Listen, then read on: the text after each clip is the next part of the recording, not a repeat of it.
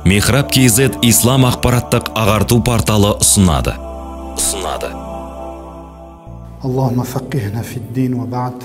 Ассаламу алейкум ва рахматуллахи ва баракату. Иншалла, біз сіздермен бүгін Алла бұйыртса апталық дәріс бастаймыз. Жаңа дәріс. Білесіздер, кеше дүйсенбіден бері Абдужамил ұстазымыздан бастап Азамат Жамашев және де Ризабек Батталұлы, сонымен қоса Бауыржан Алиұлы ұстаздарымыздың сабағы болды. Осы тәртіппенен дүйсенбі, сейсенбі, сәрсенбі, бейсенбі, жұма бүгін өзім өткізетін болам. Әр осы құптан намазынан кейін Аллах Тағала иншалла давамдықсын, берекесін берсін. Біз бұйыртса халал мен харам мәселесін талқылайтын боламыз. Әл-хазр уәл ибаха, немесе истихсан мәселесі, немесе кароха мәселесі, кейбір ғалымдарымыз айтқандай. Ханафи мазхабында жалпы осы атаулармен аталады. Жаңа харам, халал харам мәселесі. Себебі бұл өте маңызды. Әрбір мұсылманның басына жеке фарз айын болған білімдерден халал харам мәселесі. Әрбір білімнің жалпы білесіздер деңгейі бар, дәрежесі бар, үкімдері бар. Соның ішінде кейбір білімдерді талап ету фарз айын. Әрбір жеке мұсылманға талап ету міндеттеледі. Дәл 5 уақыт намазымыз секілді. Соның ішінде осы халал харам мәселесі кіреді. Шариғатымызда не нәрсе рұқсат, не нәрсе рұқсат емес. Бұған халал харамға кіретін мәселе көп, баптар, бөлімдер өте көп.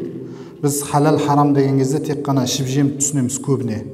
Бірақ ол киімге қатысты, сөйлеуге қатысты, мысалы мінезге, ақлаққа қатысты, мысалы ғайбаттың үкімдері, оның ішінде мысалы тыйым салынған түрлері, мәкрух түрлері, рұқсат етілген жері, мысалы қандай жағдайда, қандай шартпенен ғайбат рұқсат деген секілді. Мынау жалпы кітап сол мәселелерді талқылайтын болады. Бұл өте қажетті тақырып, өте маңызды тақырып. Біз бұл халал харам мәселесін талқылауда Шам өлкесінің ғалымы Дамаскта өткен кешегі ғасырда 1931 жылы дүниеден өткен Әл-Фақиху шейх Халил ибн Абдил-Қадир Әш-Шайбани Әш-Шахир бин Нахлауи, яғни имам Ан-Нахлауи деген кісінің Ад-Дурарул Мубаха фил Хазри вал Ибаха деген кітабына арқа сүйейтін боламыз иншалла. Бұл кісі Ханафи мазхабының кешегі 20 ғасырда дүниеден өткен ғалымы, 19 ғасырдың аяғы мен 20 ғасырдың басында дүниеден өткен. Дамаск қаласында, Димашқта, Шам өлкесінде бірнеше Шам өлкесіндегі ғұламалардан пайда алып, білім алып, сол жерде өзінің пайдасын тигізген ғалым кісі. Имам Ан-Нахлауи, Абдул-Қадир Ан-Нахлауи. Бұл кісі басында бірден жалпы негізі Ханафи мазхабының мәтіндері болсын, шархтары болсын, халал харам мәселесі аяқ жағында бөлек бір бап болып келеді. Жаңа истихсан мәселесі дедік, кароха дедік, әл-хазр уәл ибаха деп аталады мысалы. Бұл көп келтірмейді. Ал мына кісі жалпы бірінші жинақтаған, сол біздің әрбір Ханафи мазхабындағы есепке алынатын мәтіндерменен, мұътабар мәтіндерменен, шархтардың барлығының ішінен сол бөлімде біреуінде келмейтін, біреуінде келетін мәселелердің бәрін жинақтап, бір кітап қылып, не істеген кітап қылып жинақтап шыққан. Соның басында жалпы әл-хазр уәл ибаха деген не нәрсе, соны түсіндіреді бізге. Әл-хазр ол хуәл манъу уәл хабс. Ол бір нәрседен, хазр дегеніміз бір нәрседен тосылу, тоқталу, шектелу деген мағынаны білдіреді. Бұл жерде бұл мақсат тұтылған нәрсе, мағынасы ол жалпы тыйым салынған амалдар, істеуден тыйым салынған амалдарды хазр деп айтамыз. Шариғат тыйым салған амалдарды. Яғни ол махзур, яғни ол диддул мубах, мубах амалдың қарама қайшысы дейді. Мубах деген нәрсе бар бізде, шариғи үкімде, 7 үкімде, Ханафи мазхабында мубах деген үкім бар. Қазір келеміз оғанда. Уәл мубах, енді ол мубах дегеніміз не нәрсе? Ол ма хуйирал мукаллафу байна фи'лихи ва таркихи мин ғайри истихқақи савабин ва иқаб. ол мукаллаф, яғни шариғат жүктелген адам, мұсылман баласы, оны істеуде де жасауда да ерікті. Екеуінің арасында ол адамда не бар? Ықтияр бар. Қаласа істейді, қаласа істемейді. Және ол амалды, мубах амалды бір мұсылман баласы істесе, оған ешқандай сауап жоқ. Және оны істемесе, оған ешқандай айқап, не жаза, күнә жоқ. Сол амалды не дейміз біз? Мубах амал деп атаймыз. Мубах амал. Адамның мысалы отыруы, тұруы, бұл мубах. Бір мукаллаф, бір пенде қаласа отырады, қаласа тұрады. Қаласа отырады, қаласа тұрады. Енді ибаха, жаңа хазр, әл-хазр уәл ибаха дедік қой. Ибаха дегеніміз не? Ол әл-итлақ. Итлақ деп жалпы халал болған, мухаллал нәрселерді айтады. Жалпы барлық шариғи тұрғыдан халал болған, рұқсат етілген амалдарды ибаха деп атаймыз дейді. Әл-хазр уәл ибаха осы нәрседен шыққан дейді. Енді мына жерде кішкене макрухтың үкімін түсіндіреді. Күллу макрухин, бізде макрух бар, макрух тахрими бар, танзихи бар. Екі макрух бар. Макрух, енді күллу макрухин, яғни тахрими, макрух тахрими дегеніміз не нәрсе деген кезде ғалымдарымыз айтады, ол кәл хароми индал имами Мухаммадин фи бабил хазр уәл ибаха. Осы мынау хазр уәл ибаха бөлімінде макрух тахрими деген кезде нені түсінеміз? Имам Мұхаммадтың көзқарасы бойынша харамға жақын амал деп түсінеміз. Харамға жақын амал. Ал уайндахума, енді екеуінің көзқарасы бойынша, яғни имам Мұхаммад пен имам Абу Юсуф рахмахумулла көзқарастары бойынша ол илал хароми ақраб. Имам Мұхаммадтың көзқарасы бойынша дәл кәл харам, харам іспеттес. Ал екі мына ғалымның көзқарасы бойынша, Абу Ханифа мен Абу Юсуфтың көзқарасы бойынша, ол харамға жақынырақ дейді. Яғни харамның нақ өзі емес. Енді матлабун фил макрух, макрух мәселелер дейді. Фал макруху тахриман нисбатуху илал харам ка нисбатил ваджиби илал фард. Енді макрухты харам секілді деп айту, ол жаңағы жақындату харамға, ол уәжіпті жаңа фарызға жақындату секілді. Фарыз бен уәжіп секілді дейді. Яғни харам бар бізде, макрух тахрими бар. Макрух тахрими уәжіптің қарама қайшысы, харам фарыздың қарама қайшысы болып есептеледі. Уәл макрух карохата танзихи. Енді танзихи макрух дегеніміз не? Илал хилли ақраб. Ол халалға жақын дейді. Халалға жақын, бірақ халалдың өзі емес. Фала юақабу фаилуху аслан. Оны істеген мукаллаф пенде не қылады? Оған жаза болмайды.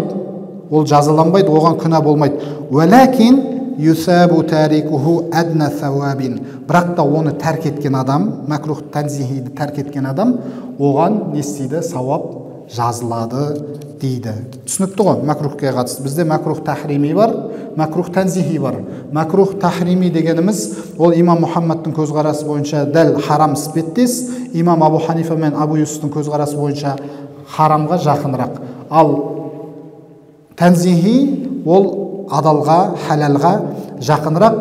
Макрух танзихи істеген адамға жаза болмайды, күнә болмайды, бірақ тәрк еткен адамға оны не болады? Сауап болады. Хикмату машруиятил мубах. Енді жаңа мубах амал бар дедік қой бізде. Бұның шариғаттың бұл мубахты бекітуіндегі хикмет неде? Не нәрседе? Хикмет. Ол тарвихун нуфусил мукаллафа من مشقة القيام بتلك الأحكام الأربعة الباقية التي هي الفرض والمندوب فعلا والحرام والمكروه تركا дейді. Ол жаңағы төрт шариғи үкім, фарыз, мандуб, харам, макрух деген осы амалдардан адам кейде шаршайды дейді. Адам кейде бір адамды не тия берсеңіз, бір нәрседен не қылады? Пенде, ол пендешілік бар. Кейде одан ығыр шығады, кейде мезі шығады ол нәрседен. Ал бір нәрсені жүктеп оған бұйыра берсеңіз, ол адам не істейді? Бәрібір пендешілік бар, ода нәпсіс бар. Ол одан шаршайды. Сол нәрседен демалуы үшін, кейде нәпсіні демалдыру үшін қасиетті шариғатымыз Алла тағала, яғни осы мубах деген нәрсені не істеген бізге бекітіп берген.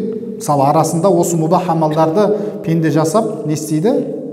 Демалады, былайша айтқан кезде жаңағы жүктеулерден, міндеттеулерден демалады. Ал егерде мубах болмаса, біздің әрбір жүріс тұрысымыз не орындалу керек, немесе орындалмау керек болады да. Орындасаң сауап, орындамасаң күнә болып қалады. 24 сағат бойы сондай болып қалады. Ұйқыңызда, отырып тұруыңызда. Ал енді сол нәрсе, сол қиындық болмас үшін Аллах тағала жалпы бұл шариғатымыз не нәрсеге құралған? Ла юкаллифуллаху нафсан илля вус'аха. Аллах тағала ешқашан пендеге шамасы жетпейтін нәрсені жүктемейді. Кез келген бұйрық Алланың, оның елшісі және пайғамбарымыз саллаллаху алейхи уассаламның бұйырған бұйрықтарының барлығын пенде істеуге қауқарлы, шамасы жетеді. Және әрбір тыйған тыйымдарынан тыйылуға да пенденің шамасы жетеді.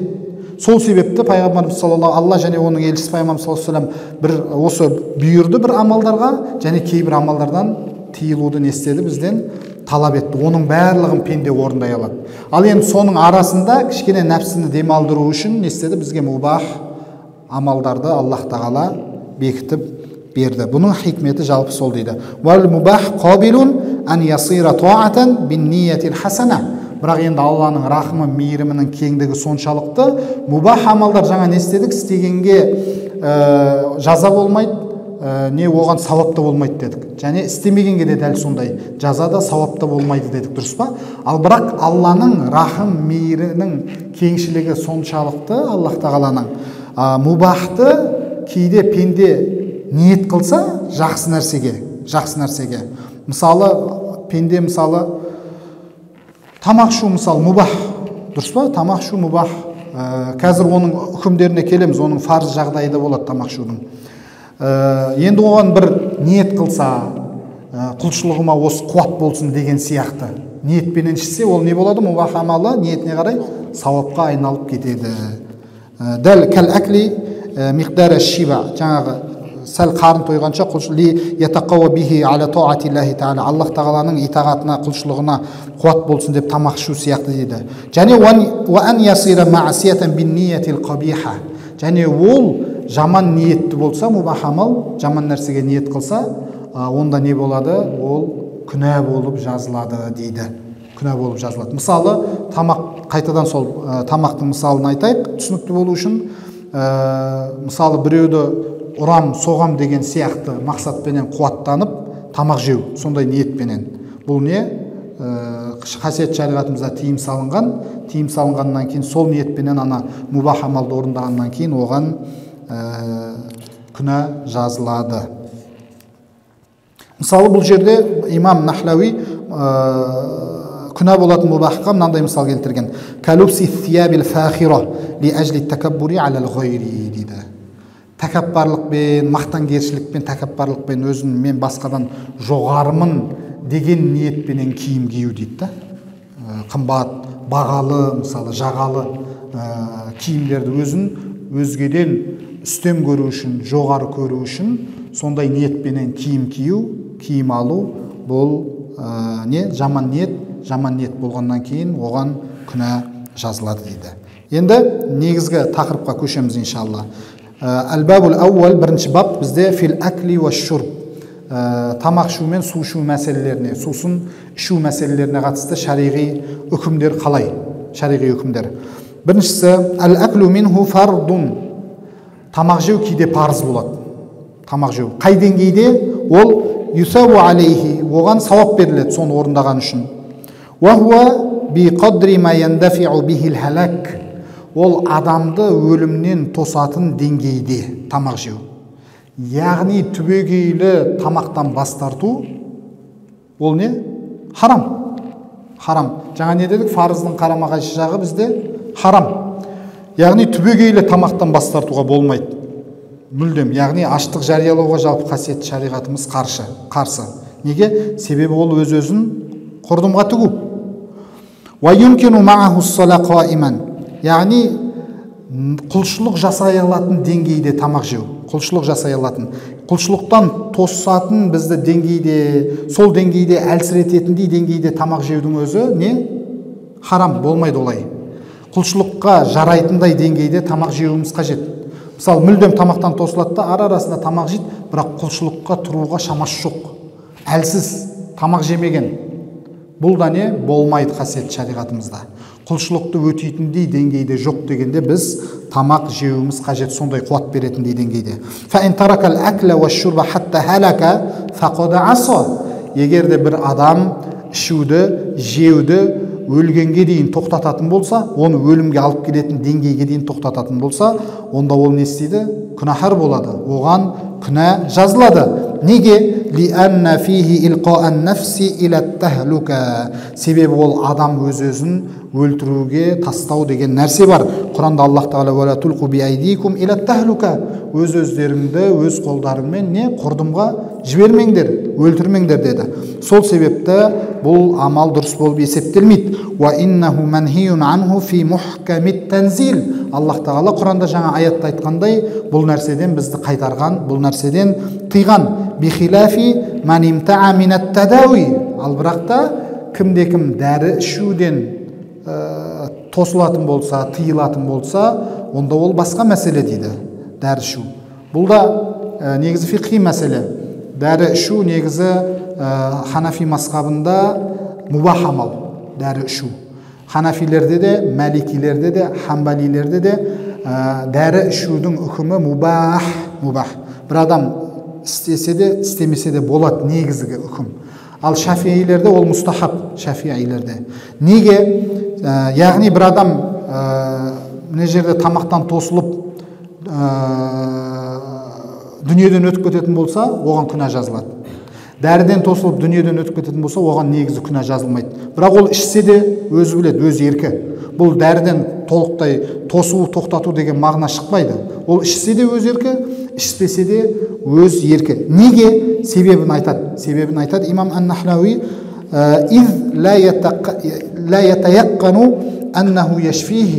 себебі ол дәрі нақ оған 100% шипа береді деп ешкім айта алмайды дейді. Ешкім айта алмайды. Ал тамақ не істейді? Ішіп жем қуат береді. Ол табиғи заңдылық, сүннатулла, ол манхажулла, Аллах Тағаланың осылай жаратып қойған заңдылығы. Адам тамақ жейма не істейді? Қарын тояды ол нәрсе, көз нақты жетіп тұрған нәрсе. Яқин білім бар бізде ол нәрсе жайында. Ал дәрінің пендеге шипа бере ма, бермей ма, ол не? Бір Алланың еншісіндегі нәрсе. Бір Алланың кейбір дәрілер шипа береді, кейбір дәрілер шипа бермейді. Кейбір жағдайда адам қара судан да шипа табады, мысалы. Кейбір жағдайда адам, мысалы, қаншама дәріге шығындалса да, оған ол не? Шипа болмай жатады. Осы нәрсенің өзі бізге ол дәрінің нақты адамға шипа болатын болмайтыны белгісіз екендігі бізге осы дәлелдер жеткілікті, мысалы. Сол себепті дәрінің үкімі бізде мубах болып есептеледі. Енді тамақ жеу, су ішу кейде мәндуб болады. Мәндуб, мустахаб яғни. Қандай жағдайда? وَهُوَ مَا يُعْنِيهِ عَلَى تَحْصِيلِ النَّوَافِلِ وَتَعْلِيمِ الْعِلْمِ وَتَعَلُّمِهِ. Парыз құлшылықтан кейін адам нәпіл ғибадат жасау үшін қуаттану мақсатында тамақ жейтін болса, және білімді үйретуменен білімді талап ету деңгейінде, талап ете алатындай деңгейде тамақ жеу, осындай деңгейде бұл не? Мустахаб. Яғни жаңа кішкентай жеді. Оған ол білім жаңағы құлшылық, парыз құлшылықтарын орындауға қуат болды. Бұл не? Фарыз үкім. Осынша деңгейде тамақ жеу. Оның үстіне тағы да кішкене жеп еді, не істеді? Тағы да оған қуат пайда болды тамақ жегеннен. Сөйтті да ол адам не істеді? Нәпіл құлшылықтар жасауға, білім алуға, білім беруге оған күш қуат пайда болды. Ал осы деңгейде енді тамақ жеу бұл не? Мустахаб, мәндуб болып есептеледі. Енді мубах қашан? وَهُوَ مَكَانَ مُنْتَهِيًا إِلَى الشِّبَعِ. Ол адам қарны тойғанға, сәл жақындағанға дейін тамақ жеу. Яғни тойып тамақ жеу емес. Ол мубах дейді. لِتَزِيدَ قُوَّتُهُ. Күші арту үшін. Сол жағдайда тамақ жеу ол мубах. Енді макрух болады. Қашан? Макрух болады. Ол وَهُوَ مَا زَادَ عَلَى الشِّبَعِ قَلِيلًا. Ол адам тойғаннан кейін, тойғанның үстіне тамақ жеу кішкене. Тойды, болды. Қуатын толық алды, қуаттанды. Енді соның үстіне тамақ жеу қосымша. Адам өзі біледі ғой тойған, байқайды, қуат алғандығын, қуаттанғандығын байқайды. Енді соның үстіне тамақ жеу бұл не? Мәкрух болып есептеледі, кішкене мөлшерде, кішкене. Ал енді харам қашан? Ол сол тойғанның үстіне тойғанды жасау, былайша айтқан кезде. Өзі тойып тұр, бірақ көз тоймай тұр да. Үстін жеп жатыр. Тойып қойған. Ісіп кеткен, былайша айтқан кезде. Асқазан керіліп тұр. Бірақ алдында тәтті нәрселер тұр, нәпсісін тоқтатамай жатыр, тез жей алмай жатыр да. Бұл болмайды. Бұл харам. Бұл фиқта үкімі харам оның. Оған күнә жазылады, қараңыздар. Оған күнә жазылады. Тек бір жағдайлар бар бізде, олай рұқсат етілетін. Қандай жағдайлар? Ол илля ан яқсида қувата саумил ғад. Ертеңгі оразада жаңа сәресіде тамақ ішпейтін адам, сәресіге тұрмайтын адам, сәресі ішпейтін адам дейікші, Алла сақтасын, тұрмайтын деп айтпайық. Сол сәресінің ниетіменен тойып жесе болады дейді, тойғанның үстіне тойған. Сондай ниетпен және ау ли алла ястахия дойфуху ау нахва залик. Және де үйінде қонағы бар, қонағы тамақ жеуден қысылып отқан жағдайда, бұл өзі тойып қойған. Қонағымен бірге серіктес болып, қонағы ұялмасын, қонағы өзін еркін сезінсін деген мақсатпенен жеу. Бұл да қасиетті шариғатымыздың, жаңа пайғамбар саллаллаху алейхи ва саллям хадисінде айтқан, кімде-кім не дейді? Ман юмину биллахи вал яумил ахир фальюкрим дойфаху. Кімде-кім ахирет күніне және Аллаға иман келтірсе, онда ол қонағын құрметтесін дейді. Сол мақсатпенен, қонағын құрметтеу мақсатында, қонағы ұялмасын деген мақсатпенен қасында оған серіктес болып, тойып тұрса да тамақ жеу қонағымен бірге, осындай жағдайларда ғана бұл харам үкімінен шығады, рұқсат етіледі. Енді матламун фи сунанил акли ва адабихи. Сүннеттеріне келетін болсақ, тамақ жеудің сүннеттеріне. Ва януи бил акли тақуя алал ибада. Тамақ жейтін кезде құлшылыққа қуат болсын деп ниет қылады. Тамақ жейтін кезде құлшылыққа қуат болсын деп ниет қылады. Фаякуну мутиан. Ондай жағдайда ол Алла тағалаға итағат еткен болып есептеледі. Бейне бір құлшылық жасаған болып есептеледі. Оған не? Жаңа мубахт не дедік біз? Ниет жақсы нәрсеге ниет қылса, оған сауап жазылады дедік. Вала яқсиду бихи талаззуза ва танаум. Тамақ жейтін кезде ләззат алуды ниет қылмайды дейді. Қазір осы тамақты жеп мен бір ләззаттанайын деп. Оны ниет қылмайды дейді. Олай болмайды. Олай болмайды. فإن قلت لا بد من أن يتلذذ بالأكل عند الجوع فاعلم أن ذلك لا يضر إذا لم يكن يقصد التلذذ. Ал егерде қарны ашып тұрған кезде осы қарнымды қазір кішкене тойдырып қуаттанып бір кішкене ләззат алайын десе, бұл сөзде тұрған не жоқ дейді, ағаттық жоқ дейді. Бұл жерде тек ләззат мақсат тұтып тұрған жоқ, ол не? Қуат алу, аштығын басуды бір шетінен мақсат тұтып тұр. Иза лам якун яқсиду талаззуза, тек қана жаңа ләззат алуды мақсат қылмаса дейді.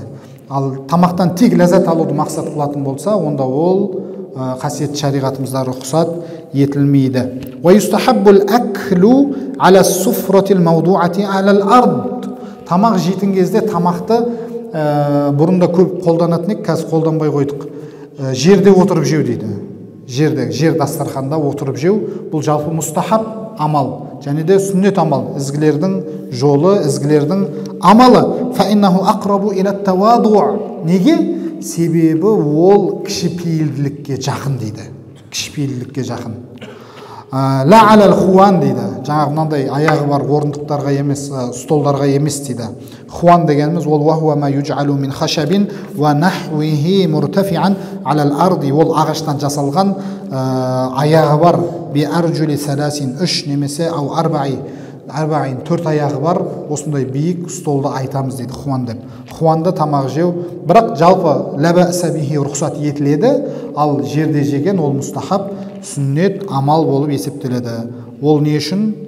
Кішіпейілділікті сезіну үшін, кішіпейілдікті білдірту үшін. Тамақ жеуші тағамға қарай жақындайды дейді. Тамақ жеуші тағамға қарай жақындайды. Дастарханға қойған кезде, яғни тағамды өзінің алдына алып жемейді дейді, дастарханға қойған нәрсені өзінің алдына. Бұл тамақ жеудің әдебі.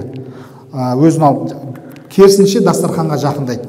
Дастарханға жеген нәрсесі, мысалы нанның уағы деген сияқты нәрселер дастарханның үстіне түсу үшін. Оны да келеміз, нанның уағына қатысты айтады бұл жерде де.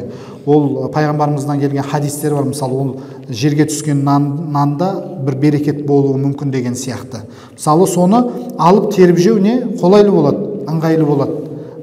Мысалы біз білмейміз қай тағамымызда береке бар екендігін. Табақтан жеген тағамымызға қарағанда сол түсіп қалған тағамымызда береке көбірек болуы мүмкін да.